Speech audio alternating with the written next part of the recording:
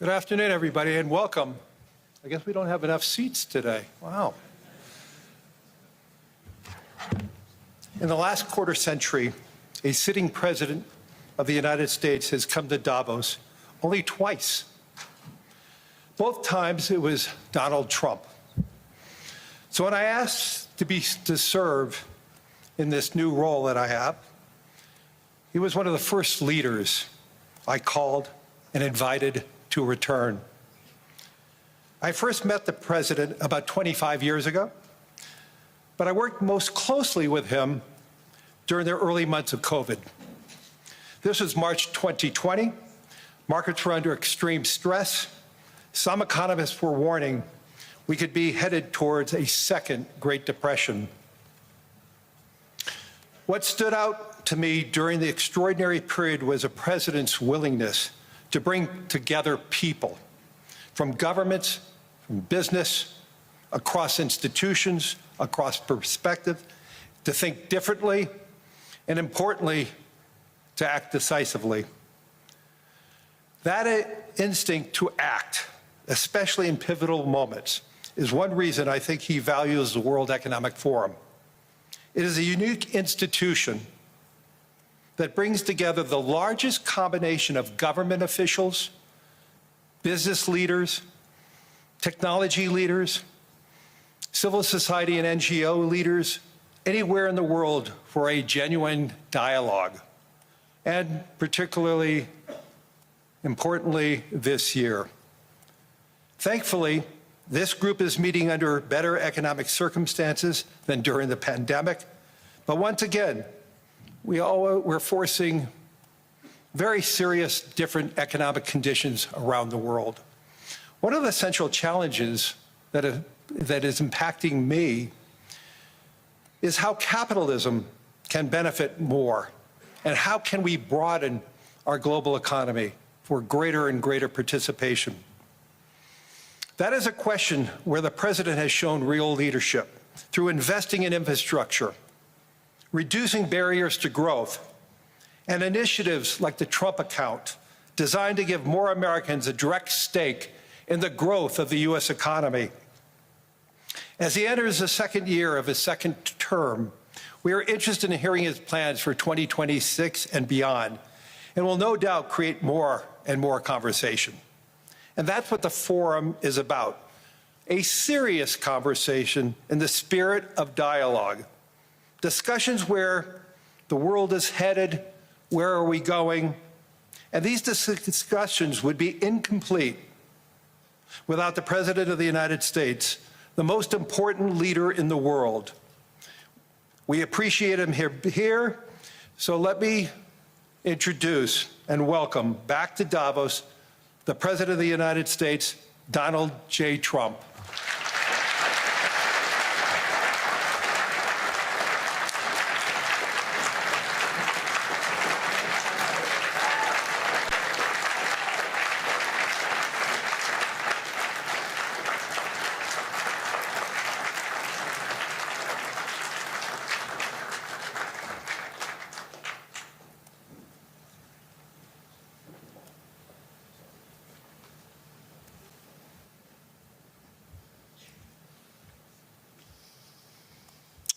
Well, thank you very much, Larry. It's great to be back in beautiful Davos, Switzerland, and to address so many respected business leaders, so many friends, few enemies, and all of the distinguished guests. It's a who's who, I will say that. I've come to this year's World Economic Forum with truly phenomenal news from America. Yesterday marked the one-year anniversary of my inauguration, and today, after 12 months back in the White House, our economy is booming, growth is exploding, productivity is surging, investment is soaring, incomes are rising, inflation has been defeated, our previously open and dangerous border is closed and virtually impenetrable. And the United States is in the midst of the fastest and most dramatic economic turnaround in our country's history. Under the Biden administration, America was plagued by the nightmare of stagflation, meaning low growth, and high inflation, a recipe for misery, failure, and decline. But now, after just 1 year of my policies, we are witnessing the exact opposite: virtually no inflation and extraordinarily high economic growth. Growth like, I believe you'll see very shortly, our country has never seen before, perhaps no country has ever seen before. Over the past 3 months, core inflation has been just 1.6%. Meanwhile, fourth quarter growth is projected to be 5.4%, far greater than anybody other than myself and a few others had predicted. Since the election, the stock market has set 52 all-time high records. So that's in 1 year, 52 records, adding $9 trillion in value to retirement accounts, 401ks, and people's savings. People are doing very well. They're very happy with me.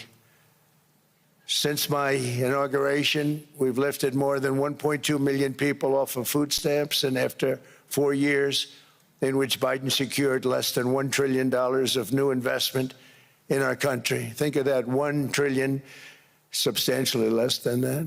In 4 years, we've secured commitments for a record-breaking $18 trillion, and we think when the final numbers come out, they'll be closer to $20 trillion of investment. That's never been done by any country at any time, not even close. Just over 1 year ago, under the radical left Democrats, we were a dead country. Now we are the hottest country anywhere in the world. In fact, the United States economy is on pace to grow at double the rate that was projected by the IMF just last April. And with my growth and tariff policies, it should be much higher. I really believe we can be much higher than that. And this is all great news, and it's great for all nations. The USA is the economic engine on the planet, and when America booms, the entire world booms. It's been the history. When it goes bad, it goes bad. You all follow us down, and you follow us up, and we're at a point that I don't believe we've ever been. I never thought we could do it this quickly. My biggest surprise is I thought it would take more than a year, maybe like a year and 1 month. But it's happened very quickly. This afternoon, I want to discuss how we have achieved this economic miracle, how we intend to raise living standards for our citizens to levels never seen before, and perhaps how you too and the places where you come from can do much better by following what we're doing, because certain places in Europe are not even recognizable, frankly, anymore. They're not recognizable. And we can argue about it, but there's no argument.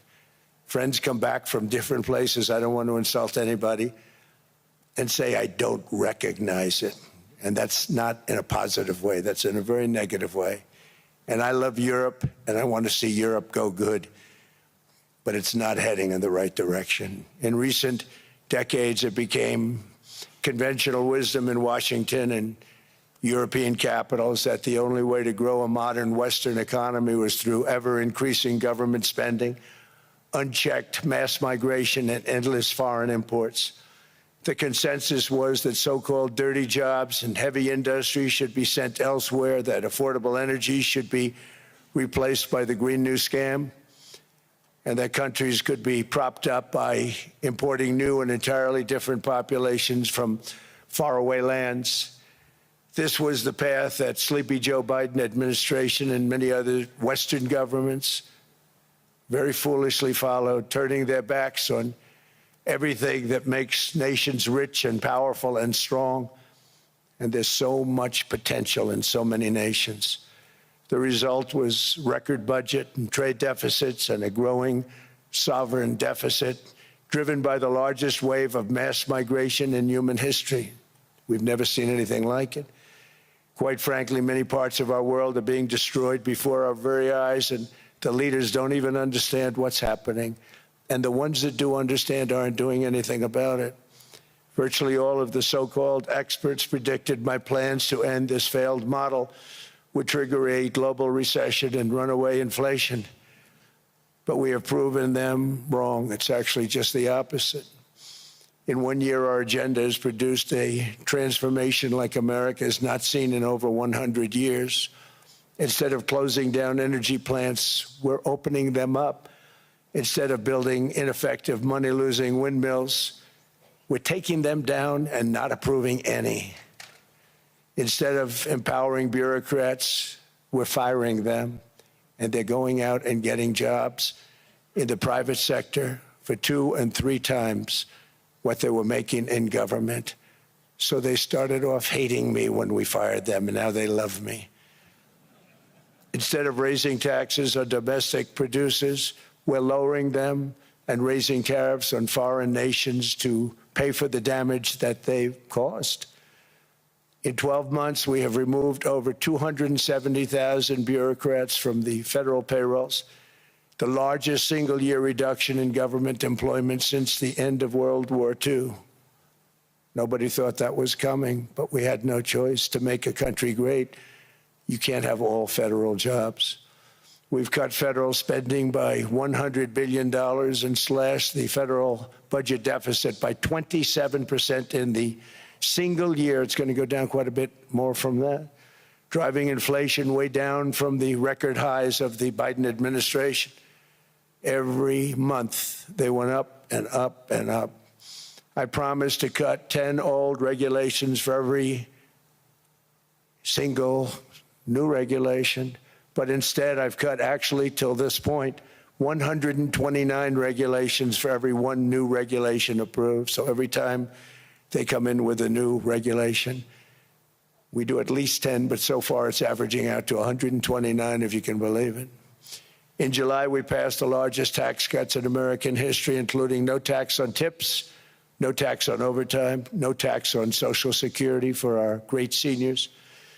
We also provided 100% expensing, that's the one they like, and bonus depreciation for all new equipment and capital investments to help companies expand and shift production to America.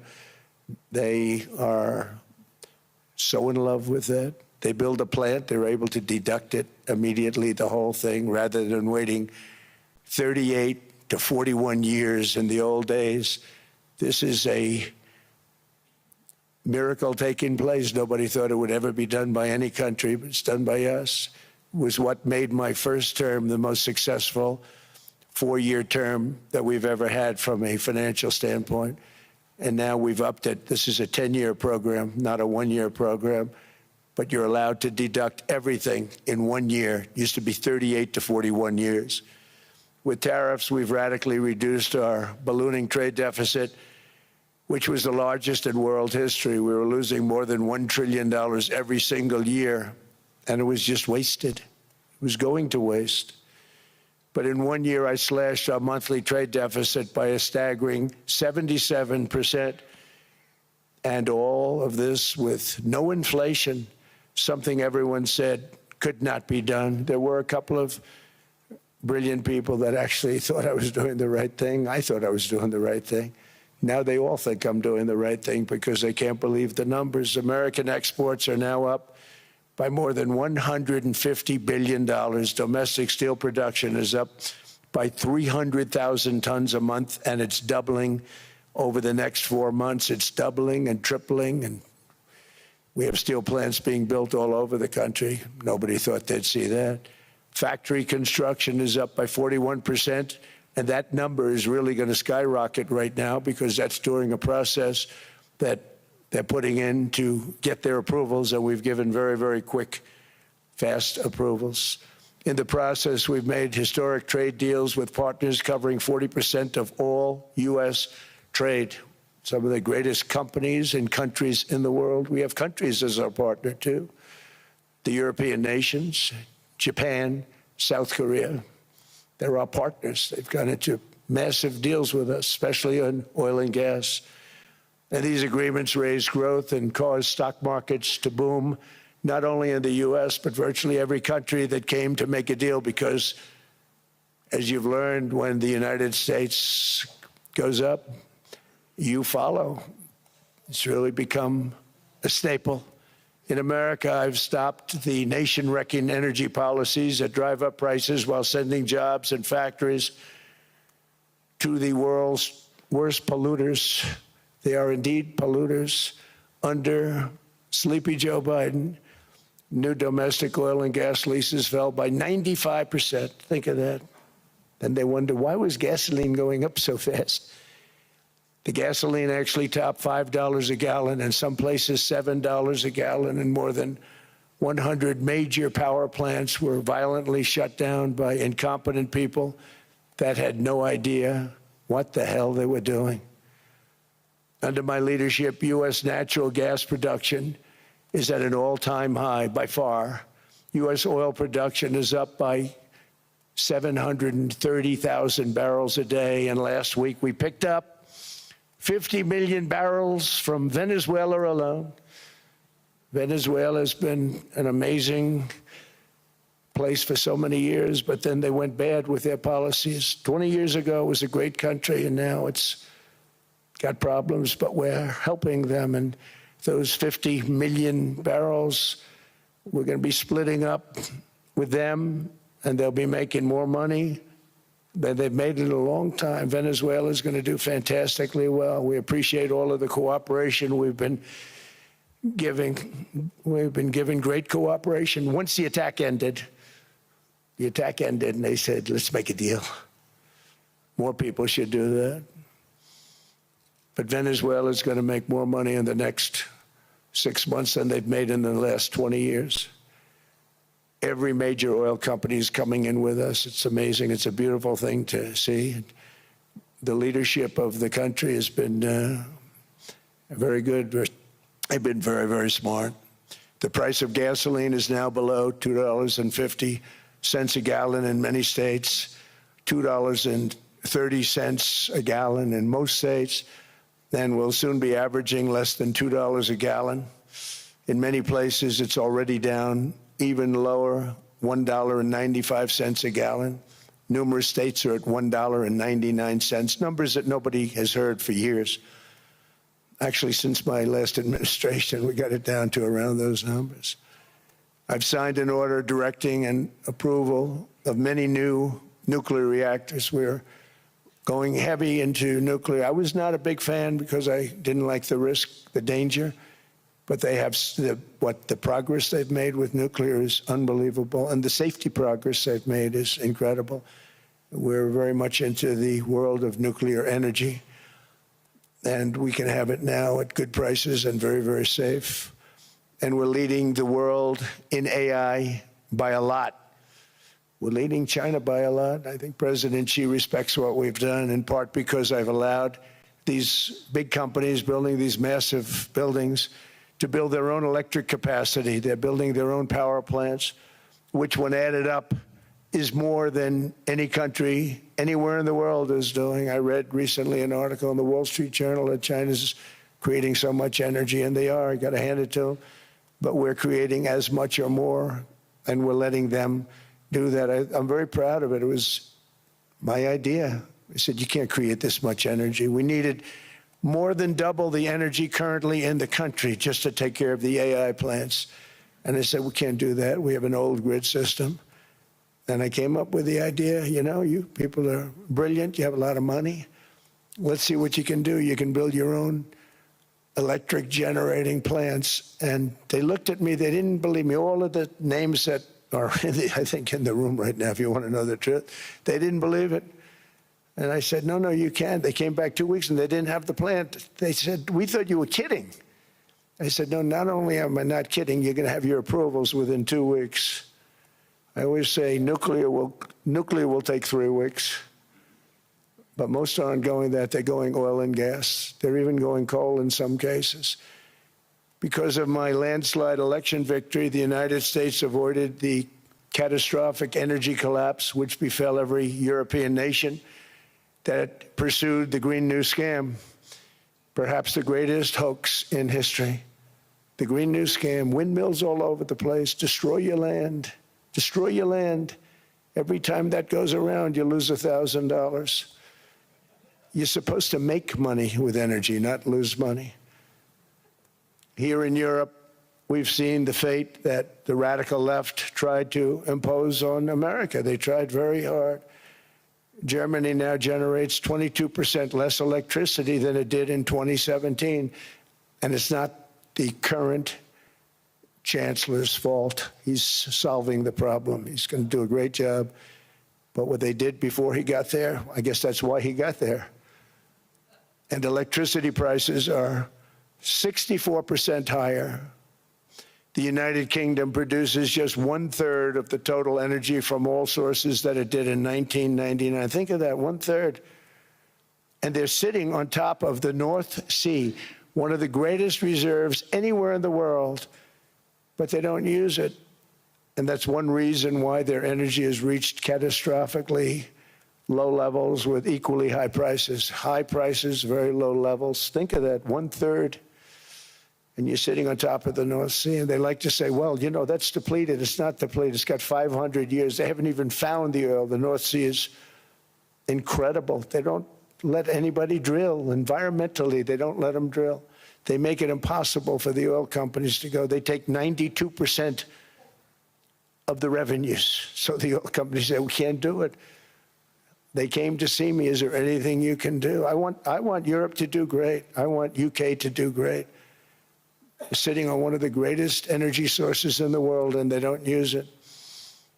In fact, their electricity prices have soared 139%. There are windmills all over Europe. There are windmills all over the place, and they are losers. One thing I've noticed is that the more windmills a country has, the more money that country loses and the worse that country is doing. China makes almost all of the windmills, and yet I haven't been able to find any wind farms in China. Did you ever think of that? It's a good way of looking at it. They're smart. China's very smart. They make them, they sell them for a fortune. They sell them to the stupid people that buy them, but they don't use them themselves. They put up a couple of big wind farms, but they don't use them. They just put them up to show people what they could look like. They don't spin. They don't do anything. They use a thing called coal, mostly. But China goes with the coal. They go with oil and gas. They're starting to look at nuclear a little bit, and they're doing just fine. They make a fortune selling the windmills, though, and I think really that's one that they wouldn't be surprised if it stopped. They are shocked that it continues to go. They're very friendly with me. They're shocked that people continue to buy those damn things. They killed the birds. They ruin your landscapes. Other than that, I think they're fabulous, by the way. Stupid people buy them. The consequences of such destructive policies have been stark, including lower economic growth, lower standards of living, lower birth rates, more socially disruptive migration, more vulnerability to hostile foreign adversaries, and much, much smaller militaries.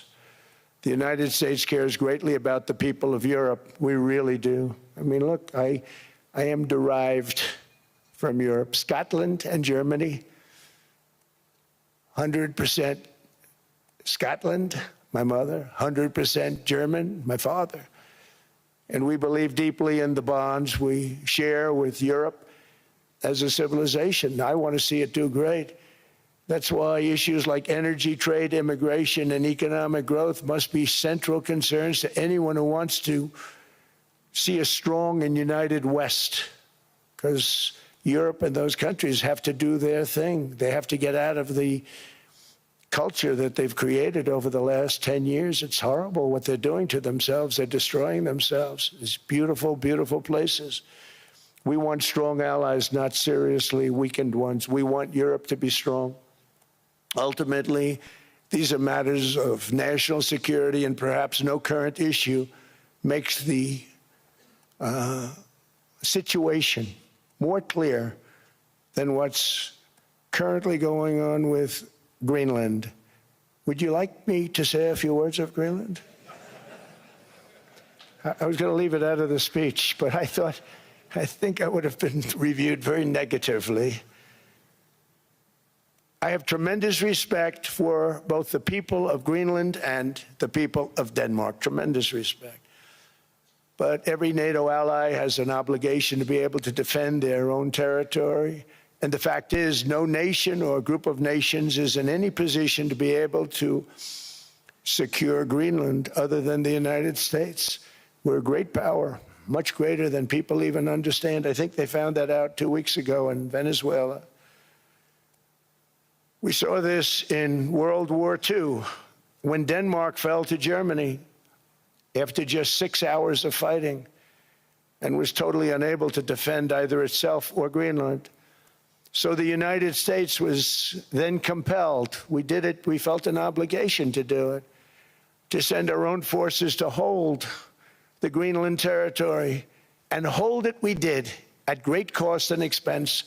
They didn't have a chance of getting on it, and they tried. Denmark knows that. We literally set up bases on Greenland for Denmark.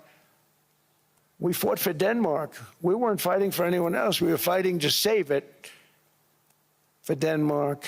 Big, beautiful piece of ice. It's hard to call it land. It's a big piece of ice.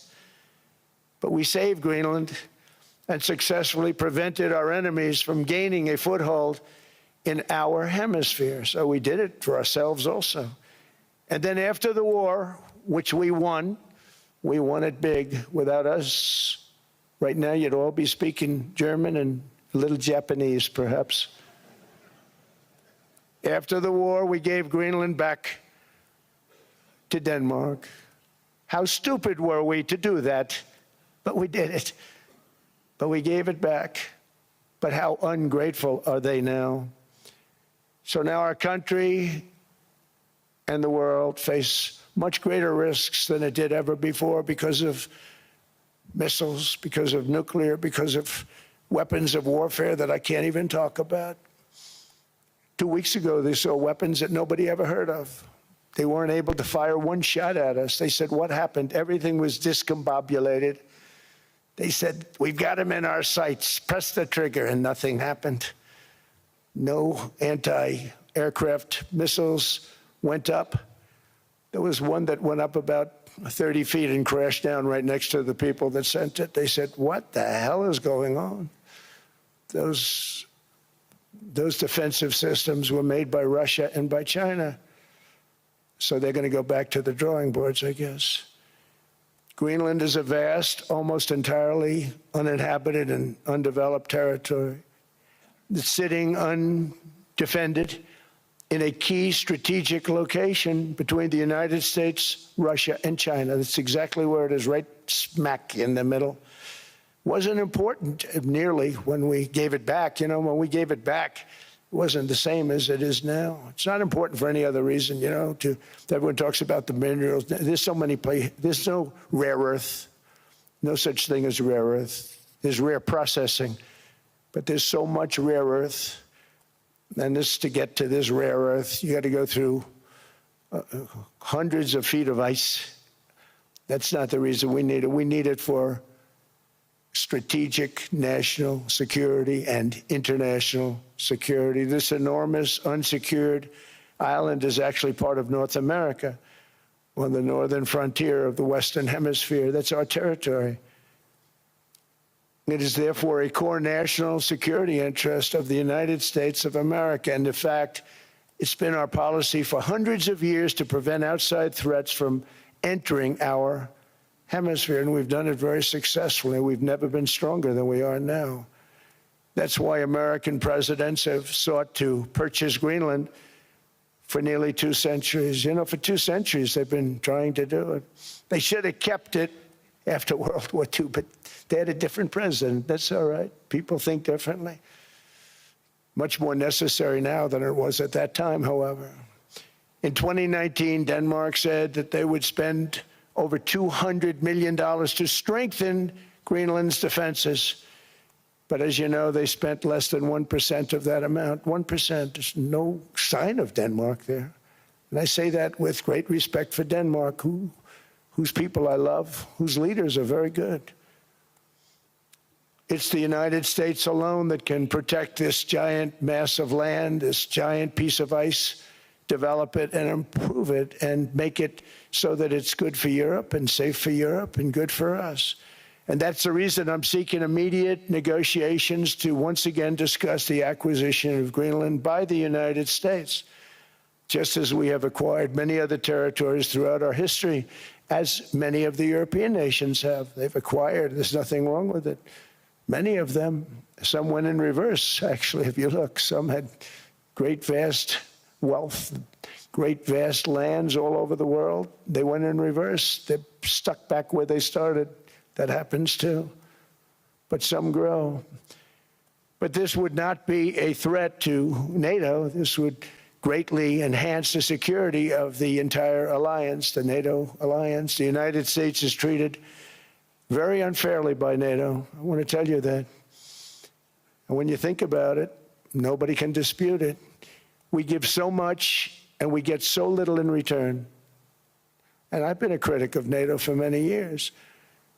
And yet I've done more to help NATO than any other president by far, than any other person. You wouldn't have NATO if I didn't get involved in my first term. The war with Ukraine is an example. We are thousands of miles away, separated by a giant ocean. It's a war that should have never started, and it wouldn't have started if the 2020 U.S. presidential election weren't rigged. It was a rigged election. Everybody now knows that. They found out. People will soon be prosecuted for what they did. It's probably breaking news, but it should be. It was a rigged election. You can't have rigged elections. You need strong borders, strong elections, and ideally a good press. I always say it. Strong borders, strong elections, free, fair elections, and a fair media. The media is terrible. It's very crooked. It's very biased, terrible. But someday it'll straighten out because it's losing all credibility. Think of it, when I win in a landslide, a giant landslide, won all 7 swing states, won the popular vote, won everything, and I only get negative press. That means that it has no credibility. And if they're going to get credibility, they're going to have to be fair. So you need a fair press. But you also need those other elements. And I inherited a terrible, terrible situation. If you look, the border was open. The inflation was raging. Everything was bad with the United States when I came into office. But I also inherited a mess with Ukraine and Russia, something that would have never happened. And I know Putin very well. He and I would discuss Ukraine. It was the apple of his eye, but he wasn't going to do anything. I said, Vladimir, you're not doing it. He would never have done it. It was terrible what happened. I could see it happening, too. After I left, I could see it happening. Biden had given Ukraine and NATO $350 billion, a staggering sum, $350 billion. I came in, and just like the southern border, just like inflation, just like our economy, I said, wow, this place is in trouble, meaning our country. All of these things were out of control. But the border was out of control. We fixed it with the strongest border anywhere in the world. And I've now been working on this war for 1 year, during which time I settled 8 other wars. India, Pakistan. I settled other wars that were Vladimir Putin called me, Armenia, Azerbaijan. He said, I can't believe you settled that one. They were going on for 35 years. I settled it in 1 day. And President Putin called me. He said, you know, I can't believe I've worked on that war for 10 years trying to settle it. I couldn't do it. I said, do me a favor, focus on settling your war. Don't worry about that one. What does the United States get out of all of this work, all of this money, other than death, destruction, and massive amounts of cash going to people who don't appreciate what we do? They don't appreciate what we do. I'm talking about NATO. I'm talking about Europe. They have to work on Ukraine. We don't. The United States is very far away. We have a big, beautiful ocean separating us. We have nothing to do with it. Until I came along, NATO was only supposed to pay 2% of GDP. But they weren't paying. Most of the countries weren't paying anything. The United States was paying for virtually 100% of NATO. And I got that stopped. I said, that's not fair. But then, more importantly, I got NATO to pay 5%, and now they were paying, and now they are paying. So something nobody said was possible. They said we will never go up higher than 2%. But they went to 5%, and now they're paying the 5. They didn't pay the 2, and now they're paying the 5. And they're stronger for it, and they have an excellent, by the way, Secretary General who's possibly in the room. Mark, are you here? Yes, he's here. Hello, Mark. We never asked for anything, and we never got anything. We probably won't get anything unless I decide to use excessive strength and force where we would be, frankly, unstoppable. But I won't do that. Okay? Now everyone's saying, oh, good. That's probably the biggest statement I made, because people thought I would use force. I don't have to use force. I don't want to use force. I won't use force. All the United States is asking for is a place called Greenland, where we already had it, as a trustee, but respectfully returned it back to Denmark not long ago after we defeated the Germans, the Japanese, the Italians, and others in World War II. We gave it back to them. We were a powerful force then, but we are a much more powerful force now. After I rebuilt the military in my first term and continue to do so today, we have a budget of $1.5 trillion. We're bringing back battleships.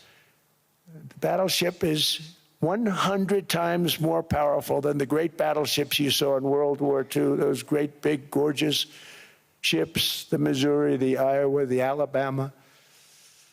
Because I thought maybe we could take them out of mothballs. They said, no, sir, these ships are 100, think of that, 100 times more powerful than those big, magnificent pieces of art that you saw so many times ago, that you still see on television. You say, wow, what a force. 100 times, each ship 100 times more powerful than the big battleships of the past. So that was the end of the mothball story. So what we have gotten out of NATO is nothing except to protect Europe from the Soviet Union and now Russia. I mean, we've helped them for so many years. We've never gotten anything, except we pay for NATO. And we paid for many years until I came along. We paid for, in my opinion, 100% of NATO because they weren't paying their bills. And all we're asking for is to get Greenland, including right title and ownership, because you need the ownership to defend it. You can't defend it on a lease. Number one, legally it's not defensible that way, totally. And number two, psychologically, who the hell wants to defend a license agreement or a lease, which is a large piece of ice in the middle of the ocean where if there is a war, much of the action will take place on that piece of ice. Think of it. Those missiles would be flying right over the center of that piece of ice. All we want from Denmark for national and international security and to keep our very energetic and dangerous potential enemies at bay is this land on which we're going to build the greatest golden dome ever built. We're building a golden dome that's going to, just by its very nature, going to be defending Canada. Canada gets a lot of freebies from us, by the way. They should be grateful also, but they're not. I watched your prime minister yesterday. He wasn't so grateful.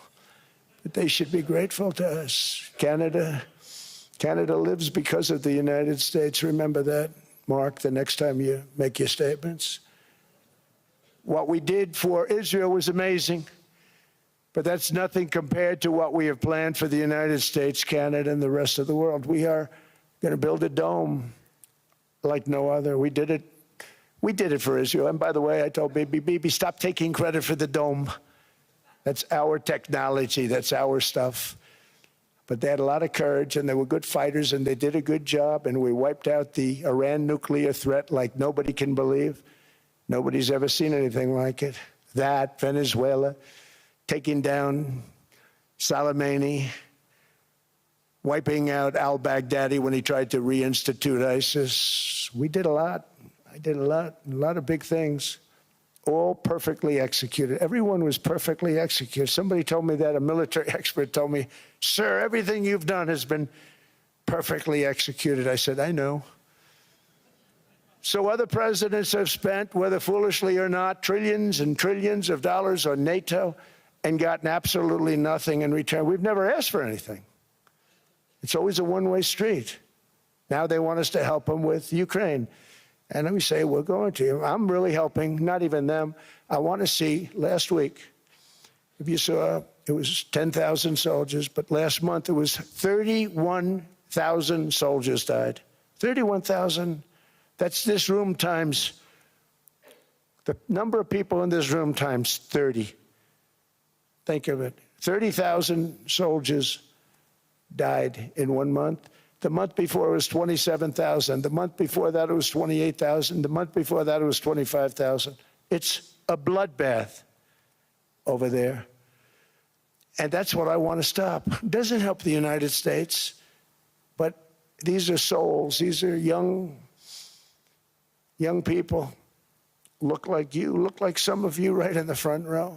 They go to war. Their parents are so proud. Oh, there he goes, comes back. 2 weeks later, they get a call, your son's head's been blown off. I want to stop it. It's a horrible war. It's the worst since World War II. They keep going, they'll exceed World War II. The numbers are staggering, how many people they've lost. They don't want to talk about it. Ukraine and Russia lost just tremendous amounts. And I'm dealing with President Putin, and he wants to make a deal, I believe. I'm dealing with President Zelensky, and I think he wants to make a deal. I'm meeting him today. He might be in the audience right now. But they got to get that war stopped because too many people are dying, needlessly dying. Too many souls are being lost. It's the only reason I'm interested in doing it. But in doing it, I'm helping Europe, I'm helping NATO, and I've until the last few days when I told them about Iceland, they loved me. They called me daddy, right, last time. A very smart man said, he's our daddy. He's running it. I was like running it. I went from running it to being a terrible human being.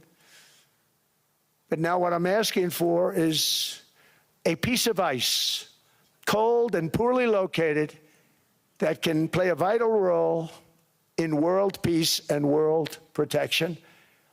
It's a very small ask compared to what we have given them for many, many decades. But the problem with NATO is that we'll be there for them 100%. But I'm not sure that they'd be there for us. If we gave them the call, gentlemen, we are being attacked. We're under attack by such and such a nation. I know them all very well. I'm not sure that they'd be there. I know we'd be there for them. I don't know that they'd be there for us. So with all of the money we expend, with all of the blood, sweat, and tears, I don't know that they'd be there for us. They're not there for us on Iceland, that I can tell you. I mean, our stock market took the first dip yesterday because of Iceland. So Iceland's already cost us a lot of money. But that dip is peanuts compared to what it's gone up. And we have an unbelievable future in that stock. That stock market is going to be doubled. We're going to hit 50,000, and that stock market's going to double in a relatively short period of time because of everything that's happening. But this is a good example. After giving NATO and European nations trillions and trillions of dollars in defense, they buy our weapons. We make the greatest weapons in the world, but now we're going to make them faster, much faster. You saw that. I put a cap on the salaries. Then I put no buybacks, no stock buybacks, no various other things that they were doing. I mean, they were making $50 million, but it would take them 3 years to give you a Patriot missile. I said, that's not good. My chauffeur can do a better job than that, and he makes slightly less than 50. They make big salaries. If they're going to make those big salaries, they're going to have to produce a lot faster. The good news is we have the greatest equipment in the world. Now we're going to start making it a lot faster. They're going to build additional plants. And all of the money that goes into stock buybacks is going to go into building plants. We're not allowing stock buybacks by defense companies any longer. They're going to build new plants to make Tomahawks, Patriots. We have the best equipment, F-35s. F-47, the new one just coming out. They say it's the most devastating plane, fighter jet ever. Who knows? They called it 47. If I don't like it, I'm going to take the 47 off it. I wonder why they called it 47. We'll have to think about that. But if I don't like it, I'm going to take that 47 off. But it's supposed to be the stage 6. It's supposed to be the first stage 6 plane, undetectable, like our B-2 bombers were undetectable. They flew right over Iran. They were undetectable. And they did their job, and they got the hell out of there.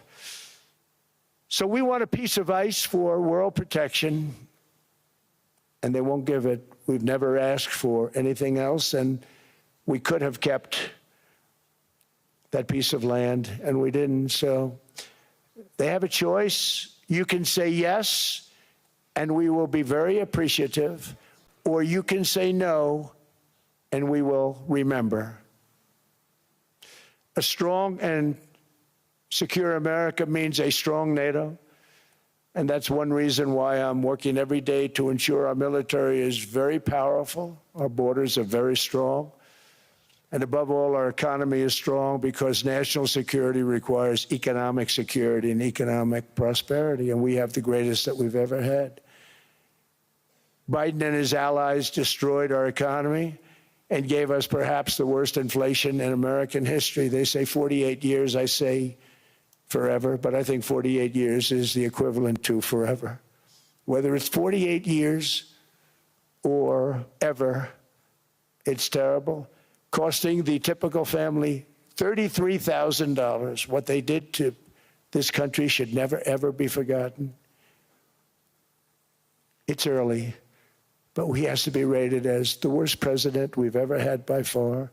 The auto pen did much of the damage. The auto pen, he was the auto pen president, because I don't believe a sane president would have ever signed the kind of things that he signed. But now grocery prices, energy prices, airfares, mortgage rates, rent, and car payments are all coming down, and they're coming down fast. We inherited a mess, but we've done a hell of a job in 12 months. Under my most favored nation policy for drug prices, the cost of prescription drugs is coming down by up to 90%, depending on the way you calculate. You could also say 5, 6, 7, 800%. There are two ways of figuring that. But we have a favored nations policy that every president wanted, no president was able to get. I got it, and other nations approved it. And I had to use tariffs in order to get it because they said, no way. In other words, a pill that costs 10% in London costs $130. Think it costs $10 in London, costs $130 in New York or in Los Angeles. And I'd say, boy, that's bad.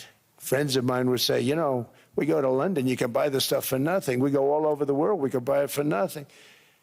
Because basically America was subsidizing every nation in the world because presidents allowed them to get away with it. It became very tough. So when I called up Emmanuel Macron, I watched him yesterday with those beautiful sunglasses. What the hell happened? But I watched him sort of be tough. But he was at $10 for a pill. And I said, Emmanuel, and I have all the big pharmaceutical companies are in total agreement. It wasn't easy, by the way. They're tough, smart. They've been getting away with the scam for a long time. But they gave it up. But they said, you'll never get the countries to approve it. I said, why is that? Because they won't. They always said, we're not paying any more. Get the rest for the United States. So over the years, they stayed the same. We just went up, up, up. And I mean, we would pay 13, 14, 15 times more than certain countries would. So I said, no, they'll approve it 100%. Sir, you'll never get them to approve it. I said, I guarantee you. But I actually started with Emmanuel, who probably is in the room too. And I like him. I actually like him. Hard to believe, isn't it? And I said, Emmanuel, you're going to have to lift the price of that pill to $20, maybe $30. Think of that. That means it's a doubling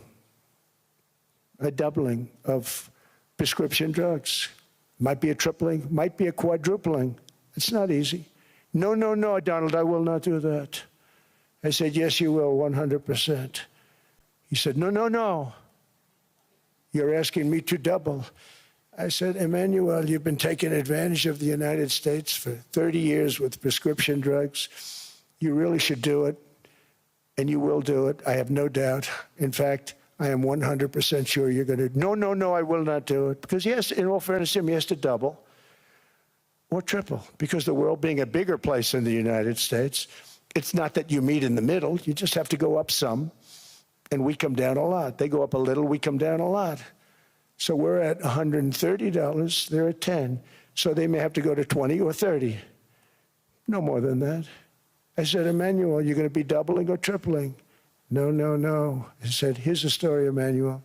The answer is you're going to do it fast. And if you don't, I'm putting a 25% tariff on everything that you sell into the United States and a 100% tariff on your wines and champagnes. And that's about 10 times more than what I'm requesting. And you're going to do it. I don't want to go public with it, but you may make me do that. No, no, Donald, I will do it. I will do it. It took me, on average, 3 minutes a country, saying the same thing. You will do it. They all said, no, no, no, I will not do it.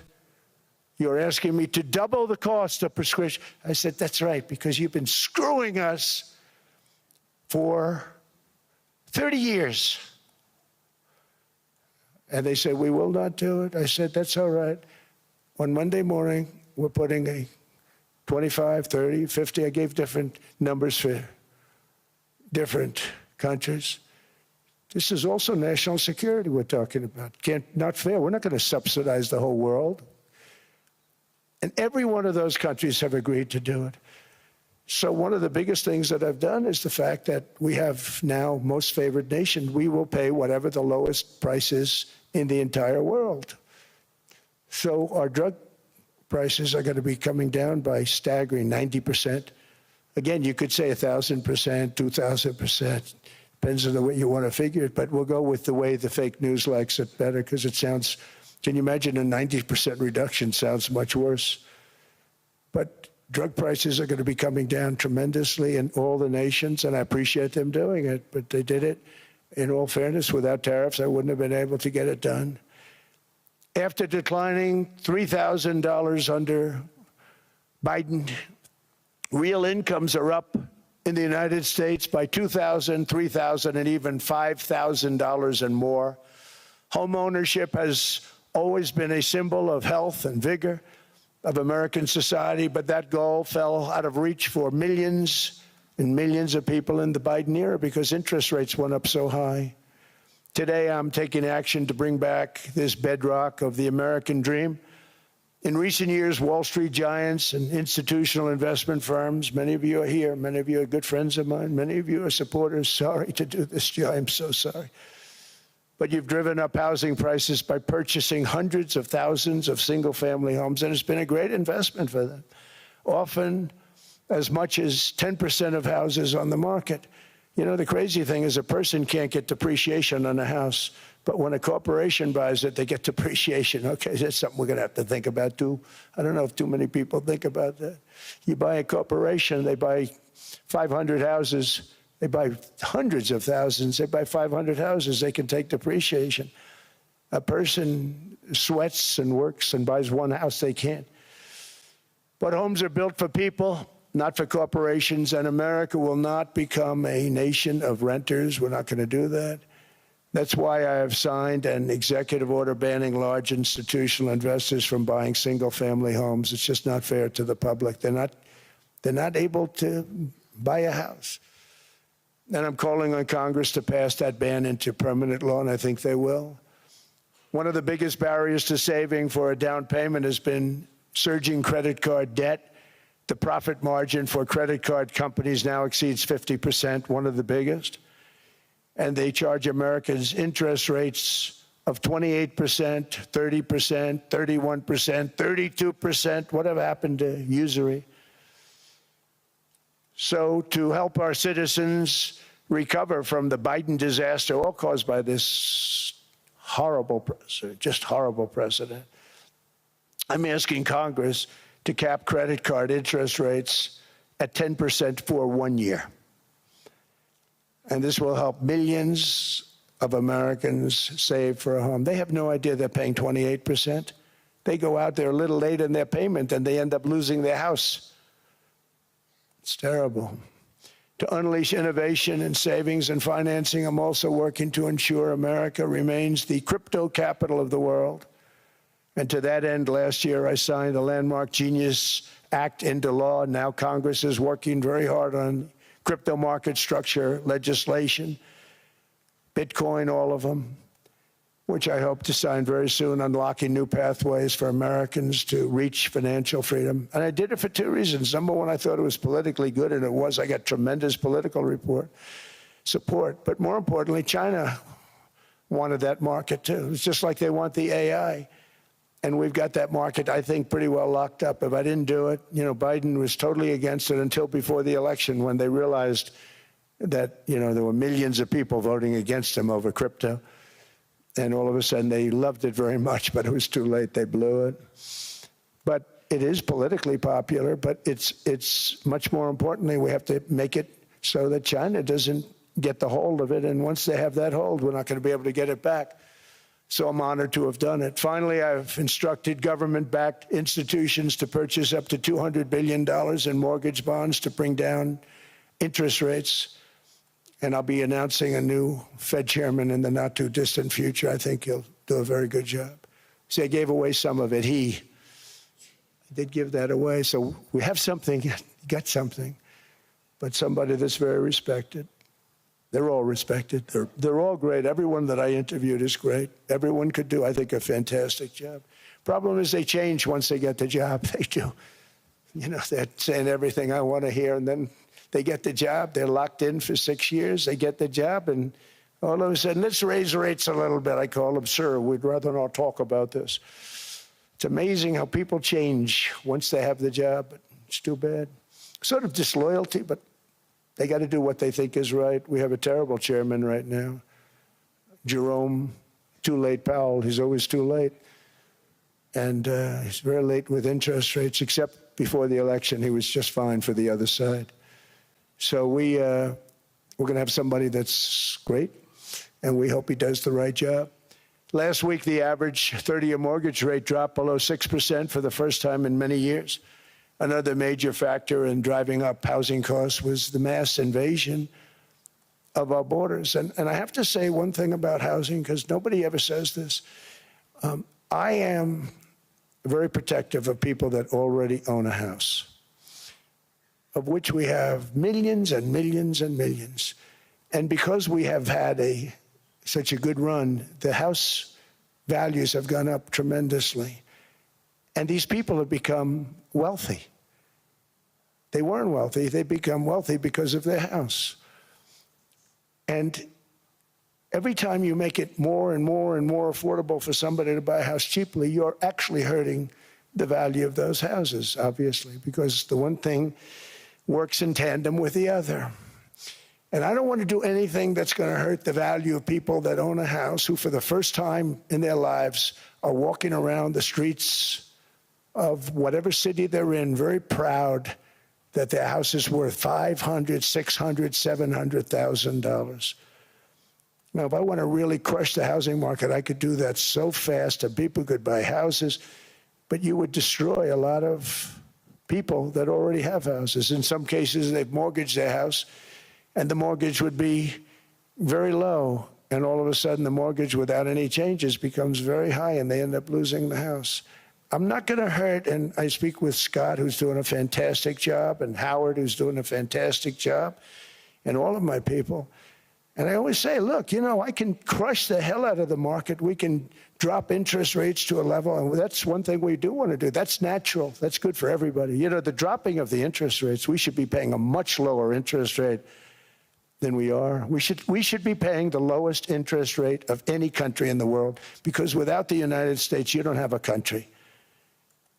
I mean, I had a case with Switzerland. We happened to be in Switzerland. Maybe I'll give you a quick story. But they were paying nothing. They make beautiful watches, great watches, Rolex, all of them. They were paying nothing to the United States when they sent their product in. And we had a $41 billion deficit, $41 billion with this beautiful place. Flew over it, isn't it nice? So I said, let's put a 30% tariff on them so that we get back some of it, not all of it at all. We'd still have a deficit, big deficit. We had 41 million. That's a big deficit. And I said, let's put a tariff on. Different tariffs, different places. You're all party to them. In some cases, victims to them. But in the end, it's a fair thing. And most of you realize that. But we put a 30% tariff on Switzerland, and all hell broke loose. They were calling, I mean, like you wouldn't believe. And I know so many people from Switzerland, incredible place, incredible, brilliant place. But I didn't realize that they're only good because of us. And there's so many other examples. I mean, us, probably other places, but a majority of the money they make is because of us, because we never charged them anything. So they come in, they sell their watches, no tariffs, no nothing. They walk away, they make $41 billion on just us. So I said, no, we can't do that. So I'm going to bring it up. I still would have a deficit pretty substantial, but I brought it up to 30%. And I guess Prime Minister, I don't think President, I think Prime Minister called a woman, and she was very repetitive. She said, no, no, no, you cannot do that, 30%. You cannot do that. We are a small, small country. I said, yeah, but you have a big, big deficit. You may be small, but you have a bigger deficit than big countries. He said, no, no, no, please, you cannot do it. Kept saying the same thing over and over. We are a small country. I said, but you're a big country in terms of, and she just rubbed me the wrong way, I'll be honest with you. And I said, all right, thank you, ma'am, appreciate it. Do not do this. Thank you very much, ma'am. And I made it 39%. And then all hell really broke out. And I was paid visits by everybody. Rolex came to see me. They all came to see me. But I realized, and I reduced it, because I don't want to hurt people. I don't want to hurt them. And we brought it down to a, lower level. Doesn't mean it's not going up, but we brought it down to a lower level. But they pay now, tariff. But I realized that we have many places like that where they're making a fortune because of the United States. Without the United States, they wouldn't be making anything. Think of it. Switzerland made $41 billion on us. And as she said, it's a small place. And I realized with that, I don't know, it was so, because she was so aggressive. And I realized in that conversation that the United States is keeping the whole world afloat. Many places, I could give you 6, 7 places just in the people in this little area. I know every one of them. They're sort of, they're looking down. They don't want to see me. They don't want to stare me in the eyes. But they're taking advantage of, everybody took advantage of the United States. But I've been very fair, and I gave them a tariff, and it was fine. But I realized that without us, it's not Switzerland anymore. Without us, it's not any of the countries that are represented here. And we want to work with the countries. We want to work with them. We're not looking to destroy them. I could have said 39, 40%. I could have said I want a 70% tariff, then we make money with Switzerland. But Switzerland would have been probably destroyed, financially destroyed. I don't want to do that. But we should be paying the lowest interest rate of everybody. I hope Scott's listening to this, because we should be paying the lowest interest rate of everybody. Without us, most of the countries don't even work. And then you have the protection factor. Without our military, which is the greatest in the world by far, without our military, you have threats that you wouldn't believe. You wouldn't believe. You don't have threats because of us, and that's because of NATO. One other thing, and I have to say it so importantly, in the old days, and I used to say I'm the youngest in the room. Now I'm among the older. I hate to say it. I don't feel old, but I'm among the older. But I remember not long ago, 20, 25 years ago, when good news came out about, let's say, the United States. The United States had a great quarter. The United States had a great month. All the stocks went up. And that's the way it's supposed to be. Now when they say the United States had a record quarter, it's unbelievable how well it's doing, all the stocks crash because they say, oh no, inflation, inflation, they're going to raise interest rates. And they do. Some of these stupid people like Powell, they raise interest rates. And what they do is they stop you from being successful. It used to be when we had a great quarter, a great month, great earnings, great anything, any good news, the stock market went up. That's the way it's going to be. We got to do that again because that's the way it should be. Now when we have a great month, they want to kill it. Like we did over 5%. People were surprised. We should do 20%. We could do 25%. When we announce good numbers, and the reason is they're so petrified of inflation. And growth doesn't mean inflation. We've had tremendous growth with very low inflation. In fact, growth can fight inflation, proper growth. So we want to get back to the days when we announce great numbers, because we're going to be announcing phenomenal. You know, all these factories that are being built at record, thousands of businesses are being built right now. Remember, $18 trillion is invested. I think the second number is 3, and that was China many years ago. Investments in the country from outside. 18 trillion, nobody's ever seen. And that's money coming in and building things, factories. Thousands of businesses are being built, thousands.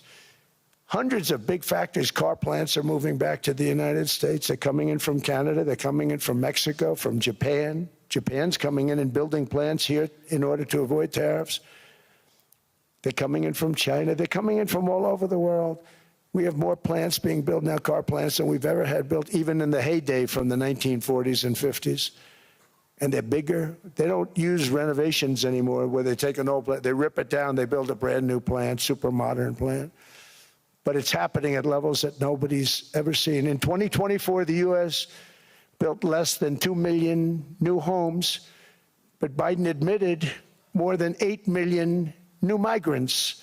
And those days are over. In 2025, for the first time in 50 years, the United States had reverse migration. Boy, that was nice. And these were criminals that were being taken out of our country because they allowed people to come into our country from jails, from gangs, drug dealers, murderers. 11,888 murderers. We've gotten most of them out. And then ICE gets beat up by stupid people from leadership in Minnesota. We actually are helping Minnesota so much, but they don't appreciate it. Most places do. You know, Washington, D.C. is the safest place now in the United States. It was a very dangerous place to walk, and now you can walk with your wife, your kids, right through the middle of the city. Right now, Washington, D.C. is as safe as it gets. It was one of the most unsafe, I had to admit. We sent in the military, the National Guard. Within 2 months, it was great. Within 3 months, it's like a really great place and a safe place and a beautiful place. It's even been cleaned up. The graffiti's gone. The fences are gone. We don't have to worry about fences anymore. All of the places, the grasses are cut and replaced with new grass in many cases. It's all going to happen in the spring. But Washington and D.C. is beautiful again, and it's safe. New restaurants are opening up. They were all closing. Now you can't get into a restaurant. Restaurants in Washington, D.C. are all opening. Memphis also, Memphis, Tennessee, New Orleans, Louisiana. We're there for 3 weeks. We've cut the crime down by 64%. Within another month, we'll have virtually no crime there. We can do that all over. We're going to help the people in California. We want to have no crime. I know Gavin was here. I used to get along so great with Gavin when I was president. Gavin's a good guy. And we're going to, if he needed it, I would do it in a heartbeat. I'd love to see. We did help them a lot in Los Angeles, a lot with the early in my term when they had some problems. But we would love to do it. I will say this, if I were a Democrat governor or whatever, I would call up Trump. I'd say, come on in, make us look good, because we're cutting crime down to nothing. And we're taking people out, career criminals, who are only going to do bad things, and we're bringing them back to their countries. But where we've done it, it's been amazing. And we have a capacity to do it at much greater levels. We're cutting illegal aliens off welfare and other government benefits, and I have directed that starting immediately, there will be no more payments to sanctuary cities because they are really just sanctuaries for criminals. They're really protecting criminals, and those are the ones we have to get out of the country: murderers, drug dealers, the mentally insane. They emptied their mental institutions into the United States. And despite that, we have the lowest crime numbers that we've ever had in the history of the country. Just came out. But equally importantly, we're cracking down on more than $19 billion in fraud that was stolen by Somalian bandits. Can you believe that Somalian? They turned out to be higher IQ than we thought. I always say these are low IQ people. How did they go into Minnesota and steal all that money? And we have, you know, they're pirates. They're good pirates, right? But we shoot them out of the water just like we shoot the drug boats out. They're not pirating too many boats lately, do you notice? When they go out into those boats, they want to take over $1.5 billion tanker loaded up with oil, and they say, we're going to blow up your boat. They have powerful weapons. You hit the side of the boat, you blow the whole thing up. The insurance companies are petrified, so they say, just give them the boat. We'll give them money instead. And I don't do that. We blow them right the hell out of the water. We see them going out, we blow them out of the water. We don't have any pirates so much anymore. If we do, they won't be there long. We've cut down with the hitting of the boats that are loaded up with drugs, including submarines. Can you believe they actually buy small, they call them mini subs, very fast. They're meant for drugs. We've knocked out 2 of them. The Democrats say they were fishing. You have ruined somebody's fishing weekend, I would say. A submarine is not a fishing boat. You don't fish. But we've knocked down drugs by water, the oceans, the sea, by 97.2%. Think of that. And I actually say, who the hell are the 3%? Because I would not want to be piloting one of those boats. We knocked them down, and now we're going to start on land. We're going to knock it all out. The land is the easy part. What we did on sea is incredible, and that's our great military. The situation in Minnesota reminds us that the West cannot mass import foreign cultures which have failed to ever build a successful society of their own. I mean, we're taking people from Somalia, and Somalia is a failed, it's not a nation. Got no government, got no police, got no military, got no nothing.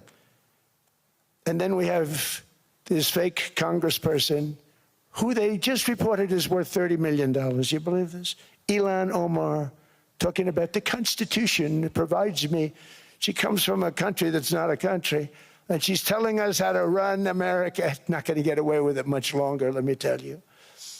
The explosion of prosperity and conclusion and progress that built the West did not come from our tax codes. It ultimately came from our very special culture. This is the precious inheritance that America and Europe have in common. We share it. We share it, but we have to keep it strong. We have to become stronger, more successful, and more prosperous than ever.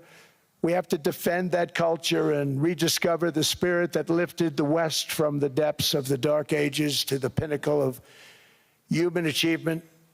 We live in an incredible, changing period. It's an unbelievable time, but we have to take advantage of the time that we're in. In our hands are technologies that our ancestors could scarcely have. I mean, they couldn't have even dreamt some of the things that we see today. And so rapidly they're produced. I mean, AI, 2 years ago, nobody ever heard of the term, and now everybody's talking about it. And it can have some very good purpose. It could also have some dangerous purpose, and for that we have to watch out. But some tremendous things are happening because of it. And we're leading by so much. We're doing so well. But opportunities that are bigger and grander than ever before in human history are right before us. It is the pioneers in this room. Many of you in this room are true pioneers. You're truly brilliant people. Just your ability to get a ticket is brilliant because you have about 50 people for every seat. I don't know what, that's Larry. Everything Larry touches turns to gold. He made this very successful. But you're in this room, And some of you are the greatest leaders anywhere in the world. You're the greatest brains anywhere in the world. And the future is unlimited, and to a large part because of you. And we have to protect you, and we have to cherish you. I always say we have to cherish our brilliant people because there aren't many of them. So together with confidence, boldness, and persistence, let us lift up our people, grow our economies, defend our shared destiny, and build a future for our citizens that is more ambitious, more exciting, more inspiring, and greater than the world has ever seen. We're in a position to do things that nobody else has ever even thought of before. And many of the people in this room are the ones that are doing it, and I want to congratulate you, and I'm with you all the way. You can do things that nobody else can even think about. So I congratulate you on your tremendous success. And the United States is back, bigger, stronger, better than ever before. And I'll see you around. Thank you all very much. Thank you very much.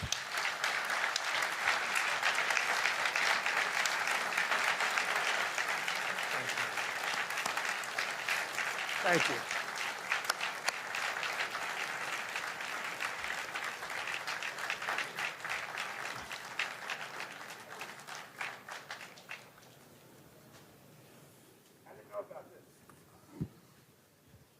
This was supposed to be a nice fire chat, Mr. President. Yes, good. I got set up. No, I did know. You made the job for the moderator really easy. Thank you, Mr. President, for your speech. I do have a few follow-up questions, if it's okay. Sure. I don't think I should start with Greenland, maybe. I'll start with the economy. The U.S. economy is doing really, really well. But how to sustain this growth moving forward? Because there's always a recession looming around the corner. Well, you know, the one thing about economies and recessions is sometimes you get hit unexpectedly and there's nothing you can do about it. All brilliant people, but there's nothing. One example was COVID. We had an economy going at levels like nobody had ever seen my first 2.5, 3 years. And then I heard the word pandemic, not COVID. They came up with that name over a period of time. We won't get into that. But I heard the word pandemic. And I had a poll come out that was so strong just prior to that, and I was with the two best pollsters, McLaughlin and Fabrizio, and they said, sir, George Washington and Abraham Lincoln, if they came back and ran as president and vice president, they couldn't beat you. And then what happened is the following day, I was told to stay tuned because there's something really bad happening in China. There are bodies laying all over Wuhan, right around that certain building that we talk about. I always said it came from Wuhan. It did come from Wuhan. And they were body bags. We saw it by satellite. And they said, there are strange things happening in China. And so it began. And we ended up with the COVID, and the whole world suffered. We did a phenomenal job. I don't think we got the credit we deserved. We did something that Operation Warp Speed, which some people say was one of the greatest military feats ever. We did a great job. Used our military, used a lot of people. But sometimes you get hit with things, nothing you can do. You get hit with things like that unexpectedly. And we got through it. And when I left, the stock market was higher than it was previous to the COVID coming up. And that was, I called it a great achievement. But things happen, bad things happen. The things that we can stop are wars if we're smart. That we can stop. Those are a matter of being intelligent and having intelligent people on the other side, because wars are the worst of all. Wars are worse than anything. But we can stop wars because that's sort of up to us. But things like dust flying in the air, wherever COVID comes from or whatever comes, sometimes you have to be a little bit lucky. But we are poised to have an economy like no other, not only in this country, but anywhere. And you know, when you hear the kind of numbers that I can tell you that Scott Bessent was with me the other day, and he's looking at numbers. He said, I can't. And that's all he's done his whole life, pretty much your whole life. Scott, you weren't going to be a football player, I don't think. Scott was not that great at football, but he was always good at numbers, right? And he was looking at numbers. He said, I've never seen anything like this. We're poised to do things that no other country's ever done. And, you know, luck, I hate to say it, but we need a little luck. We don't want to get hit by something that nobody could have thought. Whoever thought we were going to hit by a pandemic? You know, when I heard the word pandemic, I said, oh, that's an ancient problem. World War I, they lost 100 million people. It actually ended World War I. A lot of people don't know. The Spanish flu in World War I ended the war because all the soldiers were sick. The soldiers were so sick on both sides, and that war was raging, and they were all dying from the Spanish flu. They were sick as dogs. They couldn't fight. So, you know, you don't know how that would have turned out. But so we do, I mean, subject to that, and I always have to put a caveat in for it, but we're poised to have the greatest growth of any large country, I think any country that there's been. When you look at what's happening in the United States, it's really amazing. Thank you. One thing that maybe keeps you up at night, I know you don't sleep that much anyway, Mr. President, is the debt. The U.S. debt is high, is now the biggest expenditure on your budget. How to get out of that impasse? Well, the big thing is growth. I mean, growth is the way. If we grow like this, we go from having at $37 trillion, we go from having high debt to low debt. But we also are cutting expenses, you know, the old-fashioned way. We have extraordinary growth. I think we're going to be growing our way out. I think we're going to be paying off debt. We're taking in tremendous money from tariffs fairly. And again, I'm using them judiciously. You know, Switzerland's a case study. I could have gotten much more. I could have asked for much more. But we're using them judiciously. But I think growth, most importantly, and then cutting costs. Now, if you take a look at Minnesota, $19 billion in fraud and other things. People going to airports, they came into the country, they don't have 10 cents, and they're leaving with hundreds of thousands of cash in their bags. When we get to that, and our DOJ, Pam, and Todd, and all the people that work over there, and all of the people that work in here, I can tell you, Scott Bessent is working on that. It's a priority, right? You have your whole team. We're in there looking for where this money is coming from, how much it is. It could be more than $19 billion. Can you believe that? That's just one state. If we were able to cut out 50% of the fraud, 50%, and we should be able to do better than that, we would have a balanced budget without having to talk about even growth. So we have a lot of options, but we're working very hard on that. That's a big deal. It's not just the protests, the fake protests done by agitators and, you know, professional insurrectionists. That's what they are. They're professional troublemakers. But we are looking very strong at the money too in Minnesota and other places. I think, Mr. President, also the $500 billion invested in artificial intelligence and the frontier technologies last year also were driving growth exponentially in the U.S. Well, AI has been a big factor. AI is massive. I mean, Mark Zuckerberg showed me a plant where he put it over a map of Manhattan, and it was basically the size of Manhattan. This is not, I said, you got to be kidding. It's a plant that was miles long, miles wide, very high. I don't think it was high like the Empire State Building, but it was high.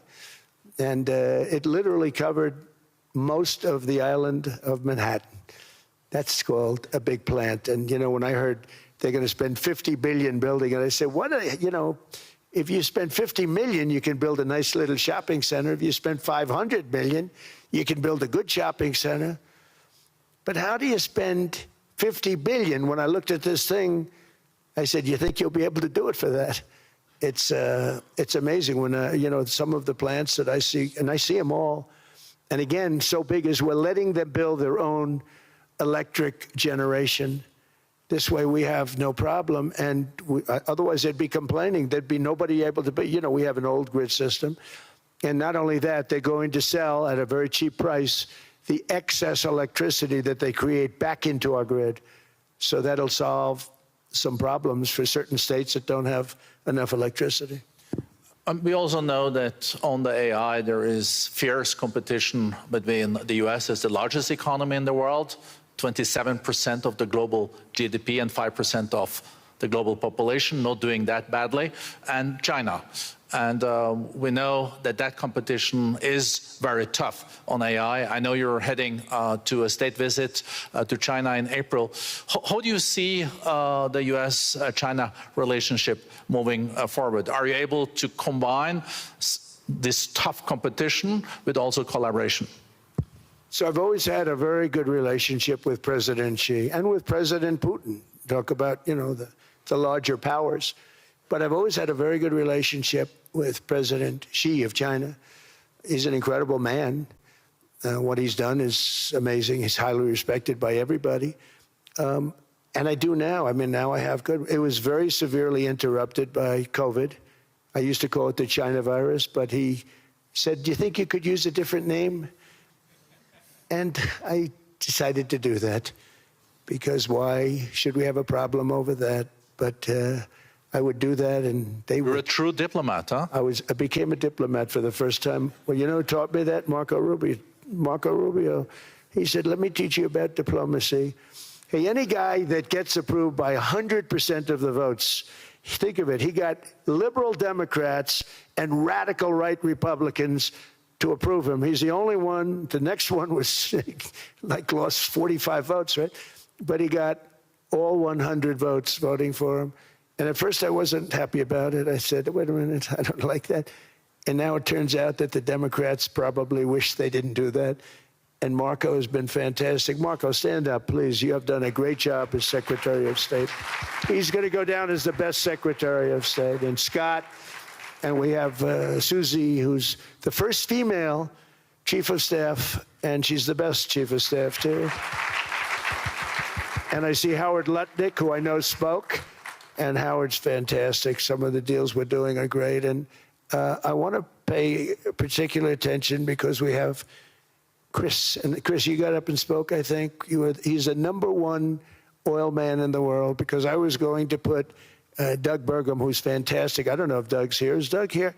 Doug Burgum is fantastic. He said, sir, there's one man better than me. And he introduced me to Chris. And he turns out to be. So we're drilling more oil and gas now than we ever have by almost double. Is that right, Chris? And on top of it, we got a lot coming out of Venezuela. So anyway, so we're doing great. The country is just doing great. We have great people. Thank you. And I see other people. We have Steve Witkoff. We have Jared. I got so many people. I'm in trouble because when I go back, they're going to be people with long faces. Sir, you didn't introduce me. I got so many people. And we have a lot of the greatest people anywhere in the world. I know them all. So I won't continue because we'd be here all day. Thank you, Mr. President. We also know that you're a deal maker, and then maybe coming back to Greenland and Ukraine. What kind of deal in the end do you see between the U.S. And Denmark? Because, I guess you see it now as a negotiation going on, or? Well, it's costing Denmark hundreds of millions a year to run it. And Denmark's a small country and wonderful people. But, it's very expensive. It's a very big piece of ice. And it's very important. I mean, I don't want to repeat the speech, but it's very important that we use that for national and international security. That can create a power that will make it impossible for the bad guys to do anything against the perceived good ones. And it's a great block for Europe, just like, Denmark was supposed to spend hundreds of millions of dollars. They didn't spend the money. They didn't spend anything almost. And we'll see what happens. I just say this. NATO has treated the United States of America very unfairly. We never asked for anything. We never got anything. We actually took care of the needs of NATO for years and years, which I felt was always unfair. So I got NATO to pay because they're rich countries. But I think it's time that NATO step up. We're helping them with Ukraine. Without us, I think Putin would have gone all the way. I think we have it. I think that could have been a World War III, if you want to know the truth. If Kamala was elected, or Joe, any one of those, those thinkers, I think you could have ended up in World War III. And I will say Steve Witkoff has been dealing incredibly with but we're not going to have World War III. We want to get it stopped, but we're not going to have World War III. I think if I wasn't elected, I think that could have evolved into World War III. It was a very, very bad situation, and it still is, but it's not that kind of bad. It's bad because so many young people are being killed. How close do you think there is on an agreement on Ukraine? I had the pleasure of speaking with Steve Witkoff and Jared Kushner yesterday. I know they're working hard on it. I know that they're also traveling now. Do you see this very close or still? Well, I hate to say it. I thought that was going to be so. I settled 8 wars plus. And I thought that was going to be one of my easier ones. Not the easiest. Some I settled in a matter of hours because I'm good at that stuff. You know, the United Nations should be doing this. I shouldn't be doing it, but it doesn't matter. It's got to get done, saving a lot of lives. We're saving millions of lives. With Ukraine, Russia, there's tremendous hatred between President Zelensky and President Putin. That's not good. That's not good for settlements. We know from dealing. There's abnormal hatred. With that being said, I think Russia wants to make a deal. I think Ukraine wants to make a deal. And we're going to try getting a deal done. We're getting, I think, Steve, I think I can say that we're reasonably close. Now, what happens is oftentimes we'll have a deal with Russia. Russia's set, and President Zelensky will not do it. You saw that when he was in the Oval Office. I was not happy.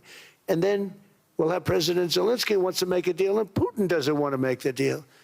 It's a very difficult balance, and it's big time, and it is, you know, to use a word, it's a bloodbath. It's horrible what's happening. It's a drone war. The drones are killing, you know, thousands of people a week, thousands. We have to get it stopped. So I believe they're at a point now, I'm going to meet with President Zelensky later today. I believe they're at a point now where they can come together and get a deal done. And if they don't, they're stupid. That goes for both of them. And I know they're not stupid. But if they don't get this done, they are stupid. So I don't want to insult anyone, but you got to get this deal done. Too many people are dying. It's not worth it.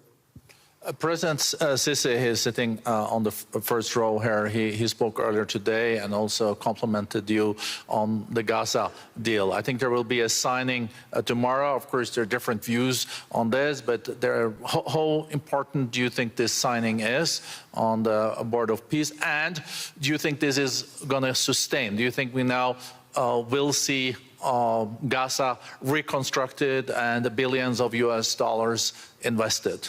I do. I mean, I think we have peace in the Middle East. There are some little situations like Hamas, and Hamas has agreed to give up their weapons. Now, you know, they were born with a weapon in their hand, so it's not easy to do. When they were born with a rifle in their hand. It's not an easy thing for them, but that's what they agreed to. They've got to do it. And we're going to know, Jared, over the next 2 or 3 days, certainly over the next 3 weeks, whether or not they're going to do it. If they don't do it, they'll be blown away very quickly. They'll be blown away. You know, we have 59 countries that are part of that whole peace deal. And some of those countries aren't even they're near the Middle East, but they're not in the Middle East traditionally. And they want to come in and take out Hamas. They want to come in. They want to do whatever they can. There's a problem with Hezbollah in Lebanon, and we'll see what happens there, but that's a problem. But there are these little flames, but there's peace in the Middle East. Now, had we not gone in and knocked out with those big, beautiful, we just ordered 25 brand new ones, the latest and the greatest, the B-2 bomber. Think of them, they went in there at 2 o'clock in the morning with no moon, no light, no nothing, and every single one of those massive bombs hit its target, 100,000-pound bombs hit its target, every one of them. And then on top of it, from a submarine 300 miles away, we hit the sites with tomahawks, which is an unbelievable weapon. So, you know, we did our job. If we didn't do that, you would have never had peace in the Middle East. And the countries like Saudi Arabia, UAE, and Qatar could never have, and others could never have signed anything because you would have had this dark cloud, and the dark cloud was Iran with nuclear. Iran would, if we didn't take them out, they would have had a nuclear weapon within 2 months. They were very close to having the nuclear weapon, and we hit them hard. And it was a total obliteration. If they may try again, but they're going to have to try from a different area because that area was obliterated. Incredible thing we did. And because we did that, we were able to make peace. If we didn't do that, I would say, Jared and Steve, if we didn't do that, there was no chance of making peace because the countries I just named and other countries could have never signed off. They were afraid. They were afraid.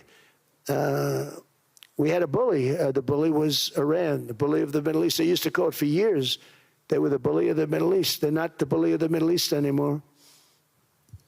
Mr. President, I know you even had to change plane last night, so I guess you didn't have much sleep, but I think you're... but your energy is still there. I know you have several bilateral meetings. I know you're also hosting a reception. So thank you so much for coming back to Davos. Thank you so much. It's highly appreciated. Well, thank you very much. Thank you, everybody, very much. Thank you. Thank you.